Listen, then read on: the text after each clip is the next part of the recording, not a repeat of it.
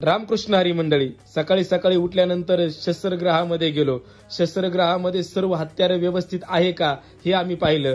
कारण की आमच्या मावळ्यांना पुढच्या मोहिमेसाठी आम्हाला शस्त्रसाठ्यामध्ये सर्व हत्यारे उपलब्ध आहेत का हे पाहिलं आणि शस्त्रसाठ्यामधली असणारी हत्यारं पुढच्या मोहिमेला त्यांच्याकडे दिली. आणि हत्यारे दिल्याच्या नंतर आम्ही देखील त्याच गाडीमध्ये बसून पुढच्या प्रवासाला लागलो. रस्त्याने जात असताना जुनं ते सोनं म्हणतात ना, ऐतिहासिक वास्तू ते देखील आम्हाला पाहायला मिळाली.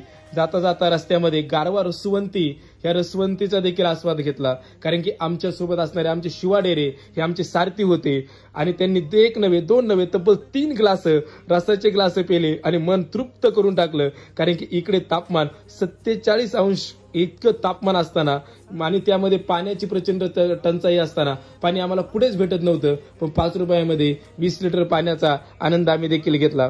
आणि तसेच पुढच्या प्रवासाला लागल्याच्या नंतर 2 वाननेर एका पाठोपाठ चाललेली होती. ते देखील दृश्य आम्ही आमच्या मोबाईलमध्ये कैद केलं. आणि सायंकाळच्या सत्रामध्ये आल्याच्या नंतर भजनाचा देखील मनमोहरार आनंद घेतला.